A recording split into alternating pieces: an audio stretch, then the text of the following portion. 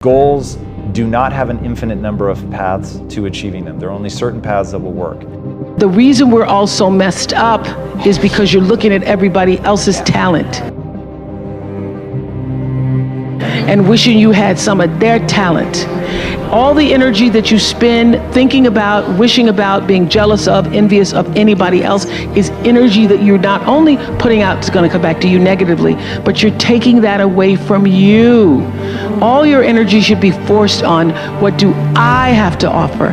What do I have to give? How can I be used in service? Because Dr. King's message of not everybody can be famous, but everybody can be great, because greatness is determined by service. And there is not a job in here that you can do that you don't switch the paradigm to service and not make that job more fulfilling. I don't care what the job is. If you say, I'm a singer, I'm a dancer, I'm an artist, I'm a teacher, I'm a nurse, I'm a doctor, I'm a janitor, I'm a clerk, if you say, if I look at this from how do I use this in service to something bigger than myself?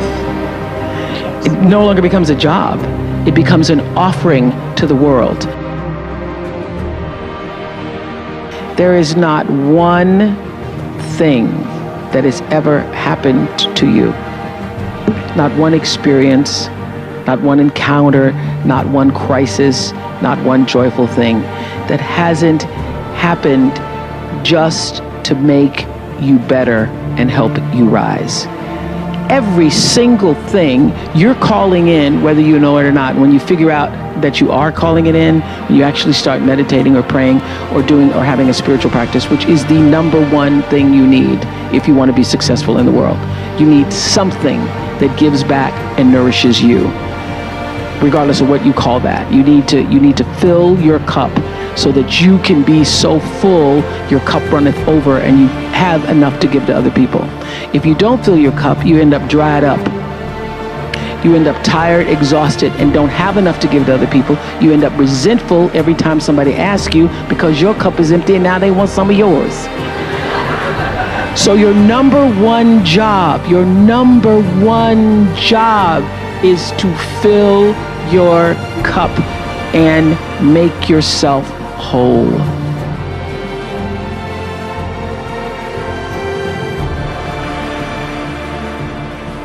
I want to tell you something else, and I want to make this clear. Don't just listen. Don't just listen. Do. I'm not just talking. So you know, I'm not just talking. I'm doing. And I don't want you to just listen. Put this information to work. Make today count. Every day. Go forward. Get aggressive and attack, whether it's on the battlefield or on the beat or in the factory or on the farm or on the construction site or on the website, in the garage or in the firehouse. Don't hesitate. Step forward and get after it.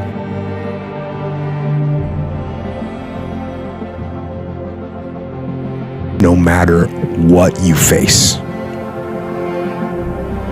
no matter how bad it is going to be, when there is a challenge,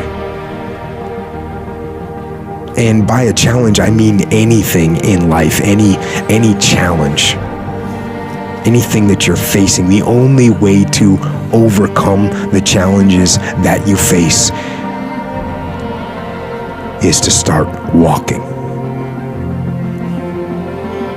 Take that step every day, no matter what you are facing. Get up and start walking.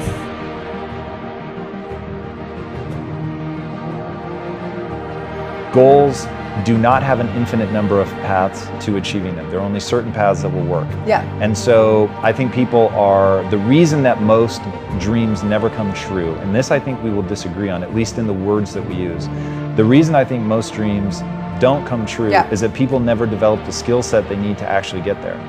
So We're saying the same thing in many ways. So my thing there is, when somebody is patient and they think things will just come to them, it's beyond false.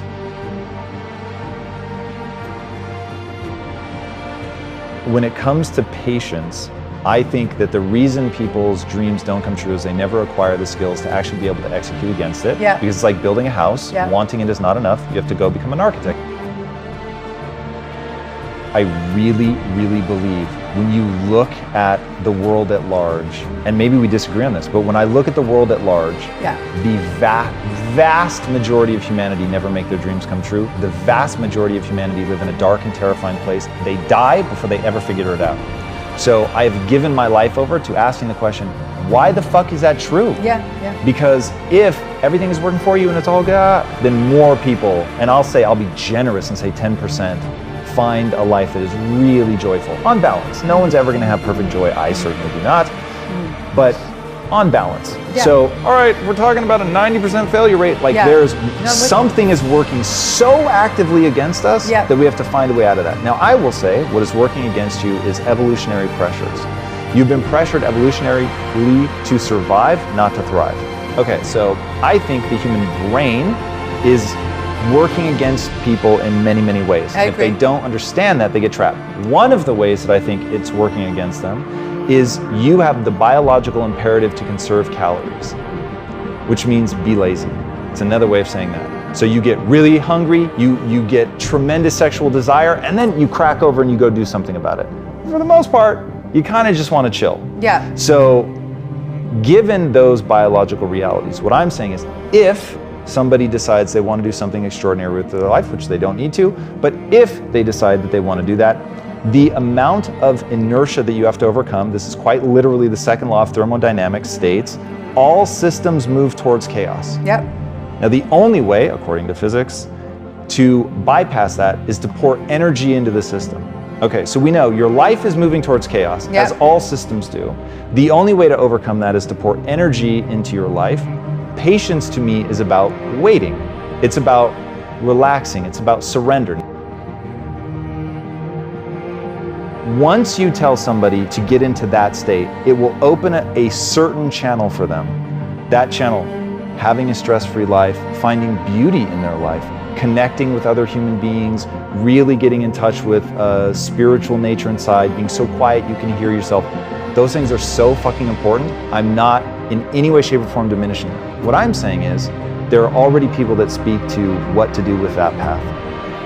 I want to be over here. You want to build something extraordinary? Now I'm your guy. And I will tell you, you're going to dip into these moments. You're going to have to. You're going to have to learn to meditate. You're probably even going to want to start your day there.